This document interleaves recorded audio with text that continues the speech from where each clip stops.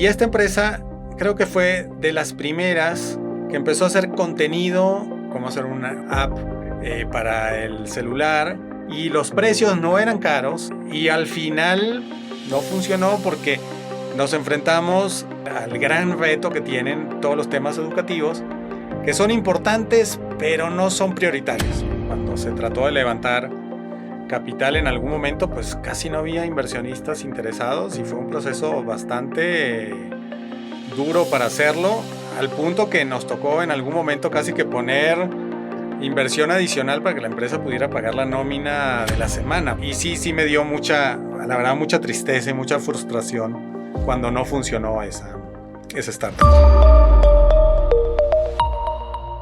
Diego, bienvenido a Siempre Emprendí, ¿cómo estás? Muy bien, Alex, gracias por la invitación para estar aquí. No, hombre, un placer. A ver, voy a hacer un pequeño recap de tu experiencia, ¿ok? Va. Eres ingeniero en computación, Así es. trabajaste en Procter, de ahí te vas a MIT, ¿correcto? Sí. Luego McKinsey, luego Advent, y de Advent pasas a Alta Ventures, lo que hoy es Dalus Capital, ¿de acuerdo? A ver, son empresas extraordinarias, lugares extraordinarios. ¿Hay alguno antes de Dalus que te haya marcado de manera relevante tu carrera profesional? Bueno, a ver, McKinsey porque es una gran escuela, ¿no? Y te diría, el tipo de trabajo que haces en McKinsey y la gente con la que estás interactuando, tanto dentro de McKinsey como los clientes, es sensacional. Nada rápido, para los que no sepan, McKinsey es una consultora, de repente es la más importante a nivel mundial, Management Consultant, de consultoría en negocios. Así es. Y tiene oficinas en todo el mundo, ¿no? En todo el mundo. Y te diría, de estas consultoras de estrategia management, es probablemente la primera y ha sido la líder en el mundo. Entonces hoy McKinsey pues tiene un nombre y una reputación y está involucrada apoyando a grandes empresas y a gobiernos alrededor del mundo en todo tipo de proyectos. Y esto lo he escuchado mucho de la gente que trabaja en McKinsey, pero ¿qué es? ¿Es el nivel de la gente que es muy bueno o es que tienen ciertas formas de ver las cosas que te empiezan a educar? ¿Qué dirías tú? ¿O es todo? ¿Es la mezcla de todo? Es la mezcla de todo. O sea, yo creo que el nivel de la gente es muy bueno y la calidad, mientras más senior y con más experiencia, pues tienes gente que ha visto lo que te imagines y esa experiencia, y además hay alrededor una serie de procedimientos y sistemas donde tratan de el conocimiento que tienen, que sea aprovechable para todo el mundo en cualquier oficina. Como dices, hay oficinas en todas partes del mundo y tienes a quienes pueden llamar para ser expertos o no. De hecho, yo tengo una experiencia, una anécdota muy curiosa de eso. Yo llevaba 2 meses trabajando en McKinsey. Esto en Bogotá. En Caracas. En Caracas. En Caracas. Y mi primer proyecto me pusieron una compañía que hacía aceites en Colombia. Se acaba el proyecto y yo estoy, como dicen, on the beach, que es cuando estás esperando hasta que te asignen a otro proyecto. Y de pronto me vienen a buscar y me dice, te están buscando a ti para ir a un proyecto en Sudáfrica. Y yo le digo, pero ¿por qué yo? Sí, o sea, ¿yo qué? Yo nunca he estado en África, nunca he estado en Sudáfrica. Y me dice, no, es un proyecto de petróleo. Le digo, no, pero ¿yo qué? Es que acabas de hacer un proyecto de petróleo. Le dije, no, yo hice un proyecto de aceite. Lo que pasa que en inglés, oil claro, es petróleo y edible oil es aceite comestible. Y entonces lo vieron, se confundieron y me dijeron, pues llámate a Diego para ver si que se venga el proyecto. Y terminé en Sudáfrica 1 año completo trabajando con McKinsey en proyectos. A pesar de que no era... A pesar, yo le dije, mira, yo no sé del tema y me dijeron de todas formas, pues si quieres, vente porque necesitamos a alguien que empiece en 2 días. Y entonces así terminé en Sudáfrica. Oye, y entraste a Private Equity, a Advent, relativamente, cuando era muy joven todavía la industria de capital privado en Latinoamérica. O sea, así entraste en 98. Correcto. ¿Cómo era lidiar con empresas en ese momento? ¿Cómo era estar manejando cantidades importantes de dinero cuando había pocos inversionistas? Hoy es un poco más común hablar de capital privado, pero en ese entonces Advent era de los pocos que estaban invirtiendo en México. En México y en la región. Exacto. Y mira, te digo, gran parte del trabajo era sentarse con empresas y con empresarios y explicarles que era private equity o capital privado, porque no existía y la gente no tenía ese conocimiento de que existen estos fondos y que hacen inversiones o que compran empresas o que invierten en empresas, y entonces el trabajo era darles esas explicaciones que lo entendieran y de ahí tratar de generar las oportunidades para poder invertir, ¿no? ¿Cómo le explicas lo que es capital privado a tus hijos? Este, bueno, ahora le explico otra cosa porque ahora hago venture capital, que es un poco distinto, Sí. pero capital privado es decir, pues invertimos en empresas grandes para ya sea para que tengan los recursos para crecer más, comprar alguna otra empresa, poner una planta nueva, o porque los dueños quieren, ya terminó, digamos, están esa etapa que tienen y quieren vender lo que tienen para dedicarse a otra cosa, ¿no? Entonces, los fondos de private equity eso hacen, ¿no? Invierten o compran y después buscan trabajar con esa inversión varios años y si hacen las cosas bien, la empresa va a crecer, va a valer más y eventualmente la van a terminar vendiéndosela a alguien más, ¿no? Entonces, Diego, estás en el fondo de capital privado más importante de Latinoamérica, Advent, ¿ok? Un lugar que pues la mayoría de la gente quería entrar a trabajar y ustedes estaban ya con un portafolio importante de empresas y levantando capital y demás. Y sin embargo decides salirte a lo que se llamó Alta Ventures, hoy Dalus Capital. ¿Qué estabas viendo en el mercado en ese momento que te lleva a salirte de capital privado y de un fondo tan importante para irte a fundar Dalus? Pues mira, yo lo que veo en ese momento es que está comenzando una ola de emprendimiento tecnológico en Latinoamérica, que no había pasado por muchos años y donde emprendedores del mundo de la tecnología están comenzando proyectos muy interesantes en Latinoamérica. Muchos de ellos son gente que ha estudiado o que ha trabajado en empresas de tecnología en Estados Unidos y dice, aprendieron allá lo que está pasando, que hay una ola a nivel global, vaya, estoy hablando por el 2010, 2011, 2012, y dicen, quiero ir a Latinoamérica, veo que hay las oportunidades de buen mercado y voy a empezar un startup de tecnología. Entonces yo veo que eso está pasando. Los gobiernos, varios de los gobiernos de la región están haciendo programas para apoyar que esto pase.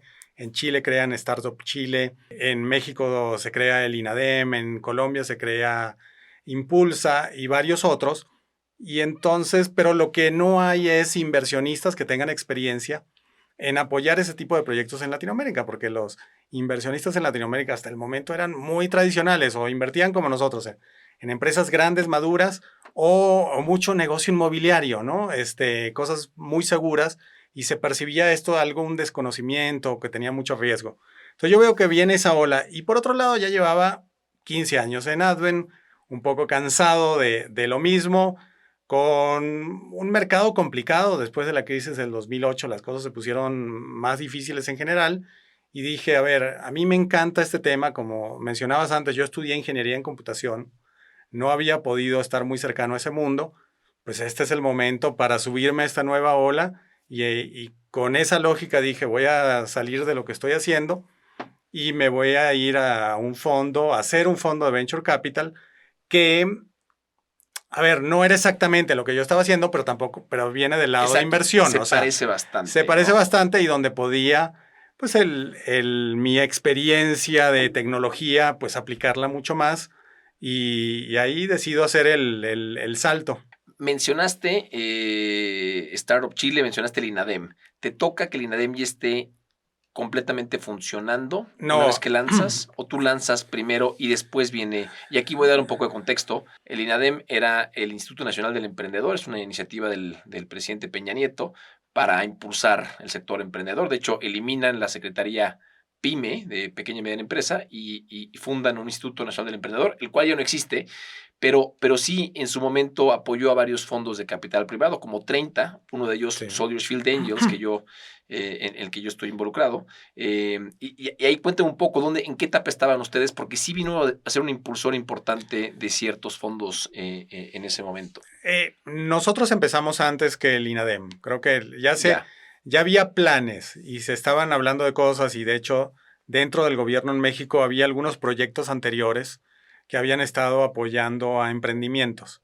Pero todavía el INADEM no lo fundaban, pero digamos era bajo la misma lógica que veían lo que estaba pasando, ¿no? Y el tema aquí interesante es que los startups de tecnología, que son estas empresas nuevas, emergentes, de base tecnológica, pues realmente se han vuelto los grandes aceleradores de la economía en todo el mundo.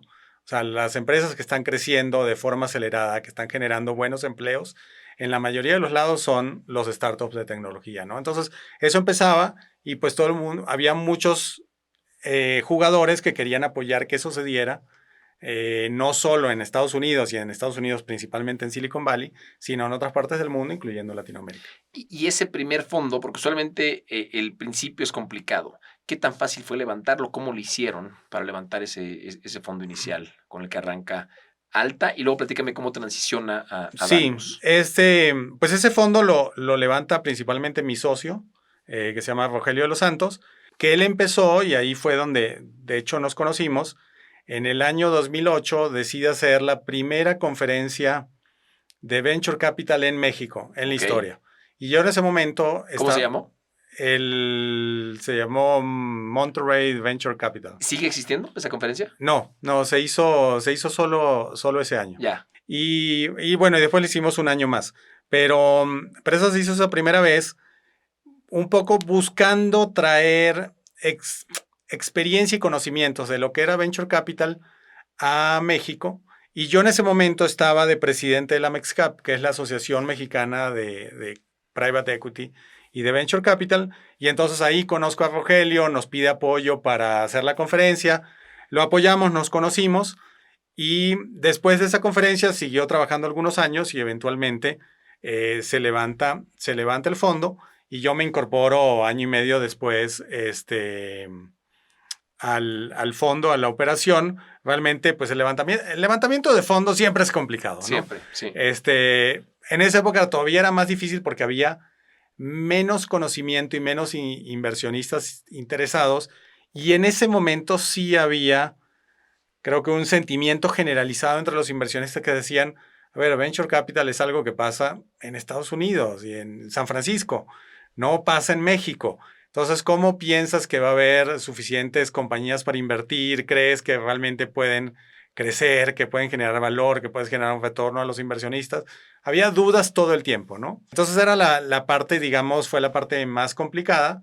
Efectivamente, era algo que estaba emergiendo, pero lo que se ha demostrado en estos un poco más de 10 años que efectivamente la apuesta era correcta, que se ha desarrollado todo un ecosistema de startups en México y en otros países de Latinoamérica. Quedándome nada más en el tema del levantamiento de capital, del 2010 al 2020 viene un auge importante de los fondos de pensiones mexicanos, las AFORES, con interés en capital privado.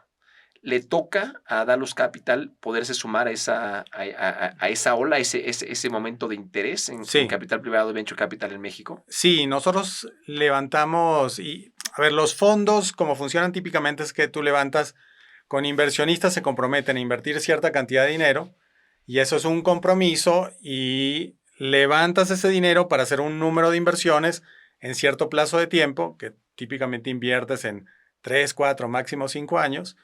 Y el fondo tiene una vida finita de unos 10 años que se puede extender un par más. Eso es el fondo. Entonces, una vez que invertiste el primer fondo, levantas el siguiente fondo y así la vas llevando, ¿no? Nosotros levantamos nuestro segundo fondo en el 2016 y de hecho ahí incorporamos a una Afore precisamente como inversionista del fondo, porque ya había un poco más conocimiento, había más apetito, ya se veían compañías que habían tenido éxito y entonces sumamos pues a una Afore con una participación importante del fondo. De acuerdo. Y atraer a inversores internacionales fue fácil en ese momento, porque sé que hay mucha gente que tiene interés en México, pero en general, y lo digo porque me pasa a mí, nos siguen viendo como un mercado pues, muy emergente, ¿no? Sí. A ver, todavía atraer inversionistas de fuera de México, especialmente de Estados Unidos, creo que es más fácil de otros países de Latinoamérica, pero de Estados Unidos ha sido difícil y sigue siendo difícil, porque como dices tú, yo creo que hay inversionistas más grandes, más sofisticados, y hay los que son menos sofisticados. Los menos sofisticados te dicen, no, es que yo de México no conozco lo suficiente, es un mercado que no sé y no voy a invertir porque no lo entiendo bien. Los que sí son más sofisticados, sí están invirtiendo, pero cuando le dices Venture Capital, dice, no, pero es que yo tengo que hacer inversiones muchísimo más grandes Sí. que el fondo que ustedes tienen. Entonces yo no puedo invertir en eso porque es muy chiquito y no tengo la gente y el enfoque para poder hacer y estar invirtiendo más en temas de infraestructura, inmobiliarios, más que en el tipo de fondos que nosotros somos, ¿no? Te unes a un fondo que ya estaba empezando, tú después eres cofundador. ¿Cómo es el cambio de Alta Ventures a Dalus Capital?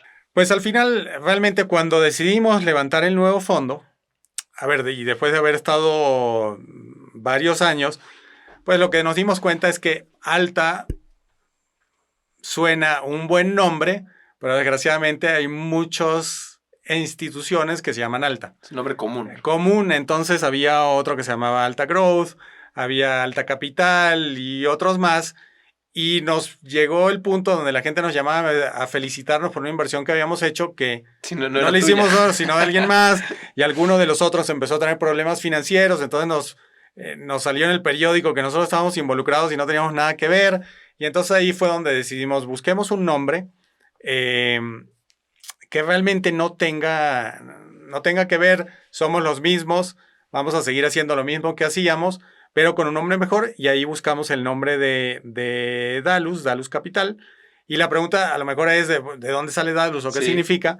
Pues es como una abreviatura de Dédalus, que es en la mitología griega el inventor. Es el que inventó las velas, inventó el laberinto. Entonces, de alguna forma lo vemos como el que apoya, digamos, esta innovación, ¿no? Esa es la razón del nombre. Y esto fue hasta el segundo fondo. Hasta el segundo fondo. Pero en el Inter, antes de que llegues al cambio de nombre, tuviste que crear equipo y demás. ¿Cómo fue el proceso de reclutar gente? Yo estaba tu socio, contigo que también tiene experiencia en inversiones, pero reclutar gente que no tenía, o sea, no existía el ecosistema emprendedor. ¿Cómo contratabas a gente? Incluso cómo conseguías a compañías en las cuales colocar capital. ¿Cómo fue esas primeras etapas del fondo? Pues mira, el equipo, al final lo que nosotros hemos hecho es buscar reclutar gente joven que esté terminando la universidad o un programa como un MBA. Y aunque no tenga la experiencia que sentamos que tienen, las habilidades que estamos buscando, la proactividad que estamos buscando y parte, digamos, del trabajo que hacemos es enseñarlos. Y así lo hicimos al principio y así lo seguimos haciendo ahora. Te cuento que tenemos un programa muy activo de pasantes donde reclutamos gente de universidades que están en sus 2 últimos años. Que siguen estudiando. Que siguen estudiando, trabajan con nosotros medio tiempo. Y son parte del equipo donde están sentándose con emprendedores, donde analizan inversiones, donde hacen reportes, análisis y participan en las reuniones de todo el equipo. Y así es una forma de ver, a ver, quiénes tienen ese fit, o sea, que realmente encajan con nuestra cultura, con nuestra filosofía, que tienen las habilidades y cuando se gradúan, aquellos que tienen que encajan bien, les ofrecemos que se queden de tiempo completo. Y eso lo venimos haciendo de forma formal desde hace más de 5 años, con lo cual en todo momento tenemos 3 o 4 pasantes con nosotros. Inicialmente eran en México, ahora también lo hemos hecho en Colombia, lo hemos hecho una vez cuando llega la pandemia, donde todo el mundo está trabajando remoto, dijimos, bueno, ¿y por qué solo tienen que estar en México? Y entonces dijimos, bueno, vamos a buscar en Colombia, en Argentina, y la verdad que ha sido muy buena experiencia y creo que también es una forma que estos chavos más jóvenes pues tengan una experiencia interesante que claro, aunque no se queden con nosotros o que se queden un tiempo, realmente les sirva después en su carrera, ¿no? ¿Te tocó ser pasante a ti? ¿Fuiste pasante en Procter? Yo en Procter entré ya graduado. Ya. Sí trabajé, cuando estaba estudiando, sí trabajé en un par de lugares en la universidad. Porque en mi caso sí fui becario pasante de Procter y lo hacían muy similar a lo que tú dices. No eras uno distinto a los demás, te ponían a trabajar en lo mismo que los demás y cuando te graduabas sabías mucho.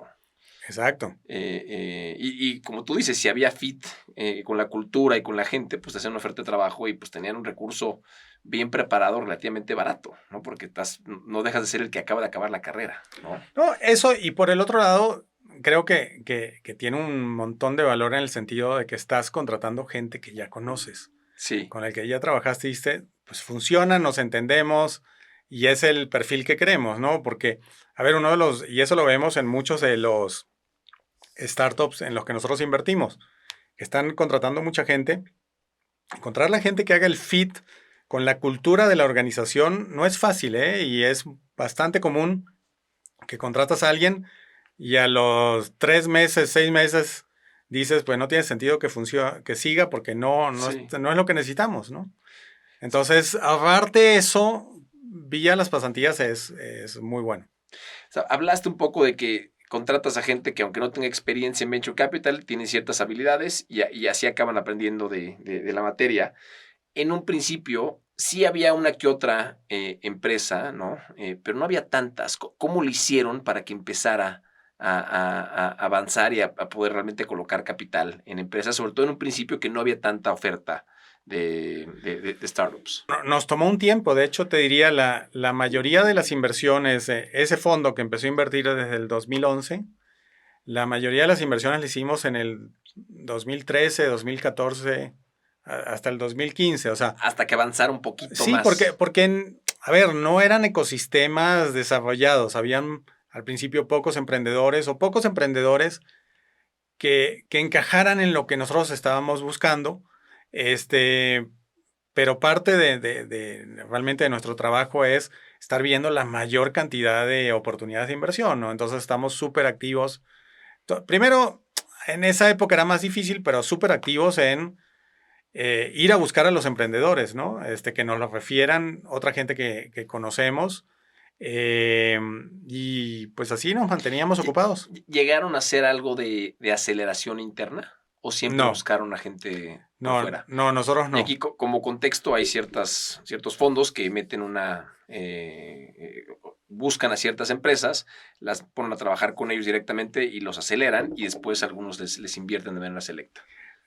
No, nosotros nunca hicimos eso. Lo que sí hicimos es, hemos sido muy activos en trabajar con aceleradoras y otros jugadores de este ecosistema para ayudarlos en sus procesos. Entonces, en varias aceleradoras hemos sido mentores, jurados y de todo. O sea, no, hubo al principio, creo que ahora están menos activos, algo que se llamaba los Startup Weekends. Sí. Yo participé como en 4 o 5 donde ibas y mentoreabas y después eras jurado, pero después hacíamos en otros programas. Entonces era más apoyar a que se desarrollaran y apoyarlo con nuestra experiencia, más que hacerlo nosotros internamente. Ya, o sea, estabas muy metido en el ecosistema emprendedor, donde ya había aceleradoras, aunque no tuvieras tú tu propia Exacto. aceleradora. Oye, en esta tercera temporada estamos entrando en un tema de negocios en cada episodio. En tu caso, quiero hablar un poco de la tesis de inversión, ¿no? Entonces, voy a dar un poco de teoría y ahorita me platicarás un poco de la tesis de inversión de Dalus, ¿no? ¿Qué es una tesis de inversión? Es un argumento razonado para una estrategia de inversión particular, respaldada por cierta investigación y análisis, ¿no? Y suele tener mercado objetivo, industrias, geografías, cosas que no vas a ver, etcétera. Habla un poco de la tesis de inversión de Dalus, de lo que puedas compartir. Sí. A ver, nosotros hoy invertimos en startups en toda Latinoamérica, entonces en tema geográfico, en los startups, Todo, incluyendo Brasil. incluyendo Brasil. ¿Ok? A ver, no es nuestro enfoque principal Brasil, es más Porque hay muchos que es México. todo Latinoamérica menos Brasil, No, ¿no? nosotros sí invertimos en Brasil, sobre todo en startups que están viendo eventualmente salir de Brasil a otros países de Latinoamérica y ahí los podemos apoyar mucho. Pero vemos toda Latinoamérica en etapas de lo que se llama capital semilla, series A y series B. Y los startups normalmente levantan capital en etapas.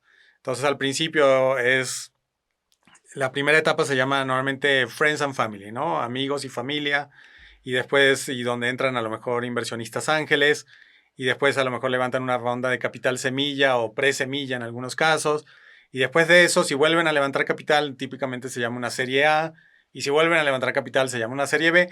Cada vez se levanta más capital porque la compañía ha crecido, ha desarrollado capacidades, ha aumentado de valor. Y entonces se hace así porque entonces los inversionistas el dinero van poniendo en distintas etapas a distintos valores, pero también con distintos perfiles de riesgo, ¿no? Entonces nosotros hacemos seed, series A y algunas series B, y estamos invirtiendo en, lo llamamos 4 grandes temáticas de inversión, que son inclusión, que es startups que dan acceso a finanzas, educación, salud y oportunidades laborales. La segunda es innovación climática, startups que tienen soluciones contra el cambio climático, ya sea mitigar emisiones o generar adaptación al cambio climático. La tercera es productividad de negocios, soluciones para empresas típicamente de software para que sean más productivas. Y la cuarta es consumidores digitales, acceso digital a productos y servicios. Entonces, esas son las 4 grandes temáticas donde nosotros buscamos. Y lo que buscamos es lo que te decía, la geografía, la etapa. Normalmente nos gusta ser líderes en las rondas en las que participamos porque nos gusta ser activos con las empresas, pero ese es como nuestra gran estrategia de inversión. ¿Y se dan oportunidades de salirse de eso? O sea, si llega una empresa de consumo que se viera muy interesante, con buen potencial de crecimiento, pero que no necesariamente esté en estas 4 vertientes, ¿la evalúas o no? A ver, si se ve muy interesante, a veces la evaluamos, pero no nos gusta salirnos de nuestra tesis. ¿Por qué? Porque es parte del compromiso que nosotros tenemos con nuestros inversionistas. Los inversionistas se comprometieron a poner dinero para hacer ciertos tipos de inversiones, no para que nos salgamos de ellos. Entonces, tiene que ser una excepción, tiene que haber unas razones muy fuertes para que nos salgamos de lo que hemos dicho que vamos a hacer y donde creo que tenemos el expertise para hacerlo, ¿no? Oye, a ver, en papel tienes un track record espectacular, ¿no? Y luego cuando ves estas grandes instituciones y levantamientos y demás, pierde uno de vista las dificultades que seguramente pasaron. Y si quieres, para que vayas pensando la respuesta, te cuento una mía, ¿no? Yo en algún momento arranqué un negocio en Los Ángeles de ventas por televisión, ¿ok? Y vendíamos bien infomerciales. Llama ahora y te llevarás el segundo a mitad de precio y demás. Sí. Y fue uno de los, o sea, de donde más he aprendido, pero fue o sea, el proyecto no fue exitoso, fracasó y tuve que regresar a México a lamerme las heridas y a buscar chamba tradicional, ¿no? En tu vida profesional y en Dalus, ¿qué dificultades ha habido de lo que nos puedas compartir? Pues a ver, o sea, como dices, nunca es fácil, sobre todo cuando estás emprendiendo tu negocio. En Dalus te diría, el proceso de levantar los fondos es difícil, o sea, no hay suficientes inversionistas que estén realmente entusiasmados de participar en Venture Capital. Entonces, cada vez que hemos levantado capital, ha sido un proceso complicado, que ha tomado más tiempo del que quisiéramos, más lento, complicado, y a ver, es la realidad con la que hay que vivir. Por otro lado, también creo que en lo que yo hago, el mundo de las inversiones, pues a ver, tienes los casos donde invertiste en una empresa que pensaste que era una buena inversión y resultó ser una mala inversión, pero las malas inversiones, muchas de ellas vienen rodeadas de conflicto con alguien más. Entonces es un desgaste donde tienes que negociar o llegar hasta pelearte con otros socios o con otros jugadores, o la situación de la empresa, o la empresa se va a quiebra. Entonces, eso siempre es duro, no es fácil, es desgastante. Y por otro lado, está también la parte donde dices, bueno, decidí no invertir en una empresa y después te das cuenta que hubiera podido ser una magnífica inversión, pero bueno, no la viste, la dejaste pasar, ¿no? Esa nos ha pasado a todos. Exacto, entonces. Oye, y hablaste del segundo fondo en el cual le cambian el nombre y entran ya los fondos de pensiones. Hoy, ¿cuántos fondos han levantado? Hoy estamos en nuestro fondo 3. Ya están en el fondo 3. Estamos en el fondo 3, que seguimos levantándolo, pero ya estamos haciendo inversiones directamente en el fondo 3. Esta dificultad que tú mencionas para levantar capital no es un tema solamente de Dalus, y todos los que estamos en la industria lo vemos. Sí. ¿Qué crees que se podría hacer distinto para que mejoraran las cosas o que fuera más fácil para los que sí estamos en este sector poder levantar capital? Bueno, a ver, yo creo que es mucho temas de regulación y de incentivos, ¿no? si hubiera incentivos para los inversionistas de que inviertan en fondos como nosotros o de otros tipos de capital privado, sería muy bueno. Hoy realmente no hay incentivos, es una inversión más. Un inversionista puede invertir en un fondo como nosotros o invertir en un edificio que se está construyendo. Es exactamente lo mismo. Pero la realidad es que los fondos típicamente están generando empresas de largo plazo, están generando empleo, son mucho más dinámicas. Es una inversión de largo plazo que es mucho más dinámica y que es mucho más positiva para la economía. Pero no hay incentivos por parte del gobierno que creo que deberían haber, ¿no? La derrama económica en el largo plazo va a ser mucho más importante que un simple edificio. Exacto. Pero el tema es que se van a ver en mucho tiempo esos resultados. Oye, Diego, han hecho inversiones muy relevantes, ¿no? Yo tengo algunas en mente, tú me vas a corregir y darme algunas adicionales. Tengo Clip, tengo 123, tengo Bankingly. ¿Cuál de estas inversiones ha marcado un hito importante en Dallas? Yo pensaría que Clip, porque tiene el estatus de unicornio. De repente hay otras que no conozcamos porque están en otras geografías. Pero me encantaría que nos platicaras un poco de cuáles son estas inversiones que te han marcado para bien, y luego me gustaría entrar en las que te han marcado para mal, en el sentido donde más has aprendido, ¿no?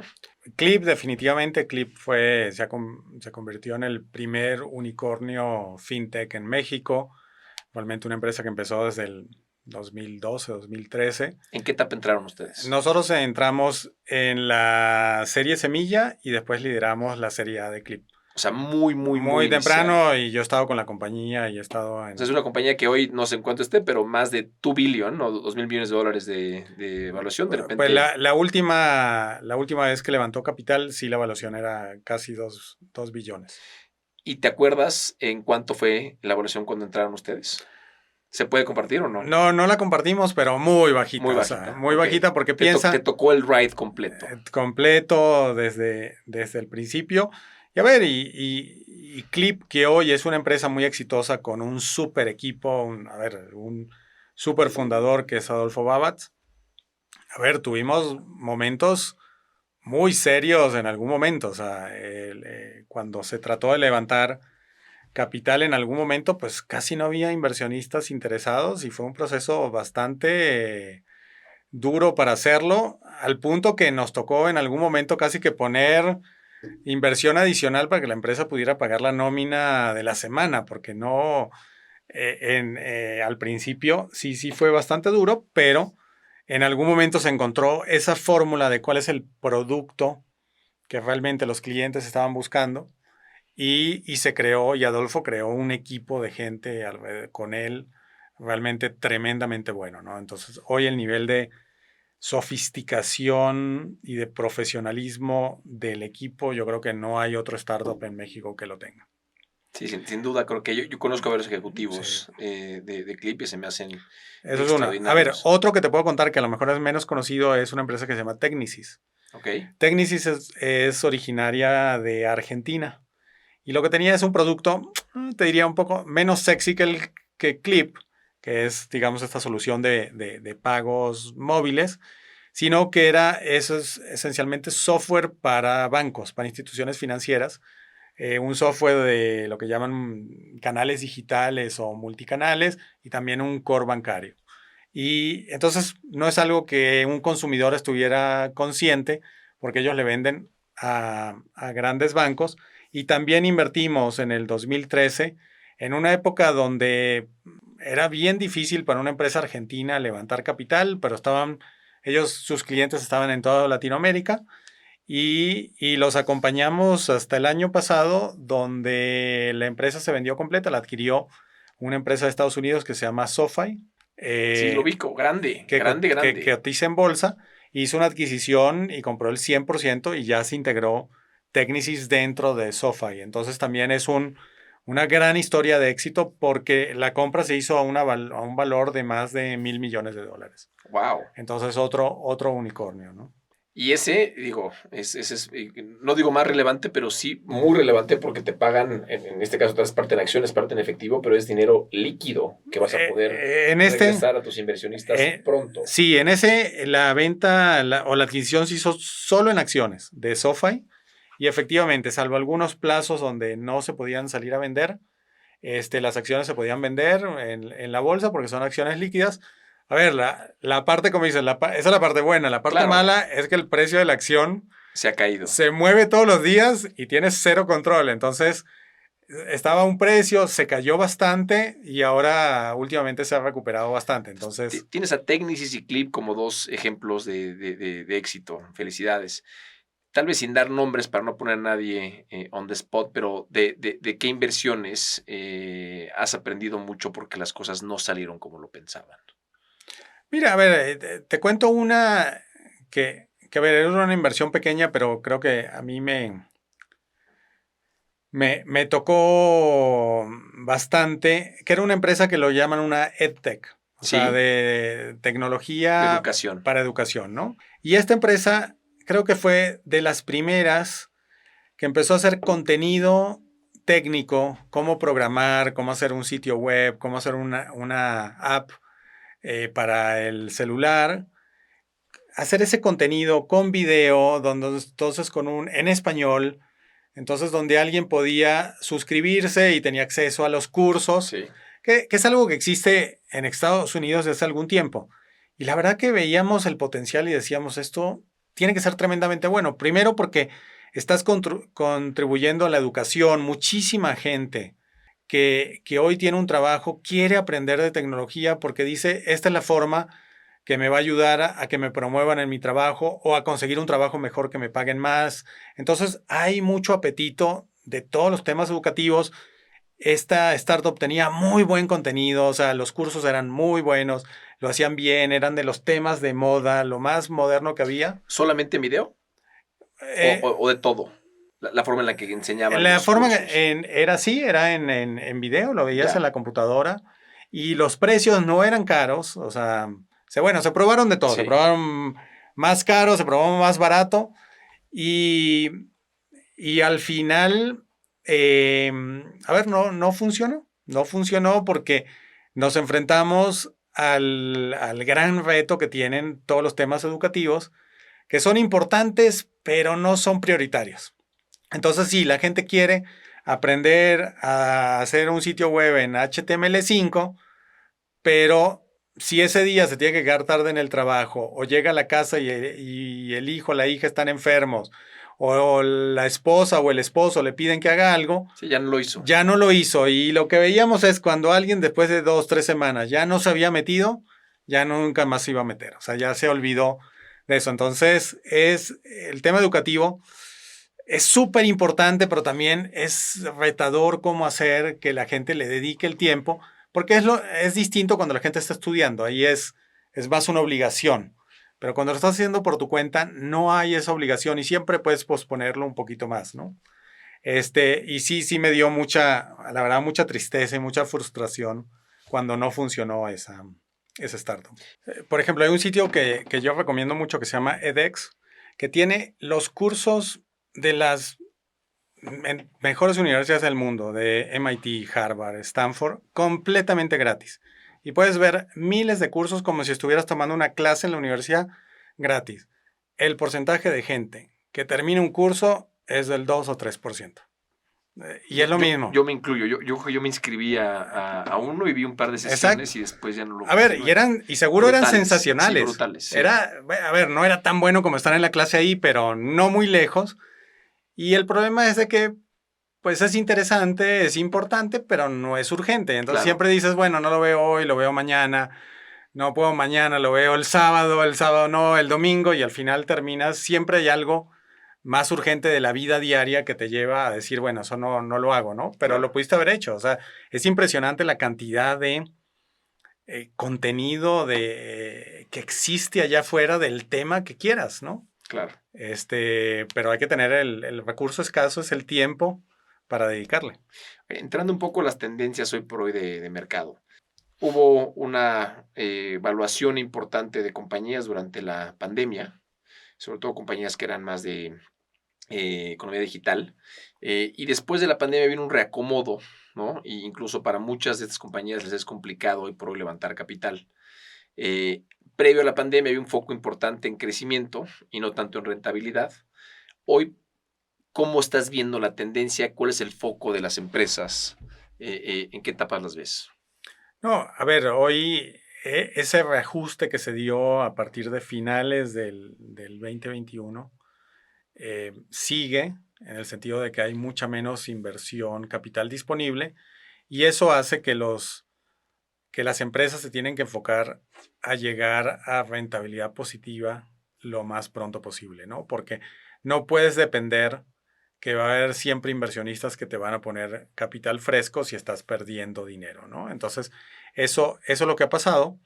Creo que parecería que ya estamos estabilizando, pero si ves cuánto se está invirtiendo hoy cada trimestre o cada mes comparado con lo que pasó en el 2021, que hubo muchos excesos, por cierto, por los temas de la pandemia, parece que se está estabilizando, pero de nuevo, o sea, hay menos capital que antes, eso hace que los inversionistas sean más cuidadosos, que sean más selectivos, y eso te lleva a que una empresa, para que sea más atractiva, pues tiene que estar creciendo, a lo mejor no tan rápido como se esperaba antes, pero sí muy enfocada a un crecimiento que sea rentable o que le acerque a esa rentabilidad o al menos a estar en punto de equilibrio, ¿no? Claro. ¿Qué sigue para Dalus Capital, Diego? Pues a ver, nosotros estamos invirtiendo activamente. A ver, la última inversión que hicimos es un startup aquí en México que se llama Clivi, que la verdad nos encanta, que es una clínica digital para diabéticos. Y entonces, en un modelo de suscripción, lo que hacen es que ayudan a los pacientes diabéticos a recibir consultas y tratamiento por parte de doctores y también los ayudan a monitorearse y a realmente a pegarse al tratamiento. La diabetes es un problema brutal en el mundo. Y en México. En México es terrible. Hay al menos 15 millones de diabéticos en el país. Y es una enfermedad muy particular porque, y a veces lo has oído, dicen es la enfermedad silenciosa, porque tú te puedes sentir perfectamente bien.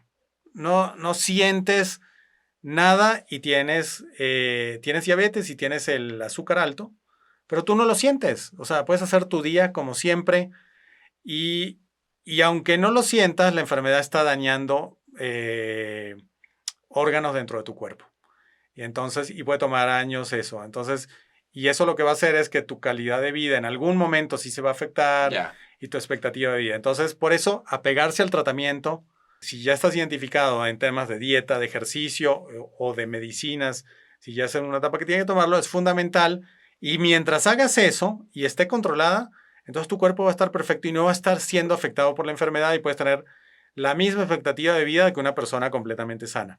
Pero es muy difícil apegarse a un tratamiento y a una rutina cuando tú no sientes que estás enfermo. Claro. Entonces, eso es lo que Clivi trata de hacer, ¿no? Acompañar a los pacientes para que se apeguen a esto y la verdad que y lo hace vía digital, lo hace vía el teléfono y la verdad que nos encanta lo que están haciendo y es ese tipo de la aplicación de la tecnología para resolver un problema de una mejor forma que como se ha venido haciendo de la forma tradicional. Diego, ¿qué consejo te hubiera gustado recibir antes de emprender? Yo te diría, probablemente tener más paciencia y más flexibilidad a cómo responder a lo que está pasando, ¿no? Porque al final, te encuentras con retos y con obstáculos que no habías pensado y en algunos casos hay que reaccionar más rápido, decir, bueno, cambio esto, cambio lo otro, a otra forma, o decir, bueno, me voy a tomar más tiempo de lo que pensaba, porque es frustrante, ¿no? Cuando las cosas no se dan como tú esperas y va más lento y no tan bien, la verdad te puede generar un nivel de frustración. A ver, y eso es lo que vemos, nosotros invertimos en emprendedores todo el tiempo y lo que le decimos es, sí, a ver, es frustrante, pero es hay que buscar es tener esa resiliencia, ¿no? Poder adaptarse a los cambios, a lo que va mal y sin generar esa frustración y sin generar esa desesperanza que le puede pasar a alguna gente, ¿no? Sí, no desesperarse. Uh-huh. ¿Dónde te podemos seguir? ¿Dónde podemos seguir a Dalus Capital? Claro, pues en varios estoy soy activo en redes sociales, pero bueno, tengo un blog también donde escribo temas de emprendimiento, de venture capital y mucho de cambio climático, que es un tema que me apasiona, me preocupa muchísimo y hago mucho activismo de que todo el mundo entienda la gravedad del tema y precisamente que esté pensando en soluciones, ¿no? Y eso es parte de lo que hacemos en Dalus, es invertir en startups que buscan soluciones al tema de cambio climático. Mi blog es cerebrisky.com. También me pueden seguir en Twitter o como se llame ahora, @cerebrisky. Ex, ¿no? Ex, que creo que todo el mundo va a seguir diciéndole Twitter. Bueno, @Twitter, me encuentran con mi nombre en LinkedIn y también me pueden encontrar en Instagram. Ahí sí es Diego CRBR. O sea, cortado. ¿Cómo es el de Twitter? @Cerebrisky. @Cerebrisky. O sea, tuve la suerte de que tengo un apellido complicado y por otro poco común, y por otro lado fui de los primeros, que decidió abrir la cuenta, entonces pude tener el nombre como sale. ¿Nos faltó algo? Muchas cosas, pero algo más que digas, esto me encantaría compartirlo con la gente que está buscando empezar su emprendimiento o crecerlo. No, a ver, si están viendo temas de emprendimiento, crecer, les recomiendo mucho que me sigan, sobre todo que se suscriban a mi blog, porque escribo mucho de estos temas y comparto material que me parece que es... ¿Con qué frecuencia sale? A ver, trato de hacer algo cada 2 semanas, pero es un poco variable, depende, o sea... Sí, lo que esté pasando en tu vida. Lo que esté pasando, que digo, mira, esto creo que vale la pena compartirlo, lo comparto y a lo mejor una semana comparto 2 o 3 y a lo mejor pasa un mes que no comparto nada. No es fácil. Yo no estoy inscrito y me voy a inscribir, O sea, porque la verdad es que en temas de Venture Capital en México eres un referente, entonces sí me interesa seguirte en ese aspecto. No, claro que sí. Diego, gracias. No, gracias a ti. Un gusto estar contigo y estar compartiendo este tiempo. Increíble tu historia. Gracias.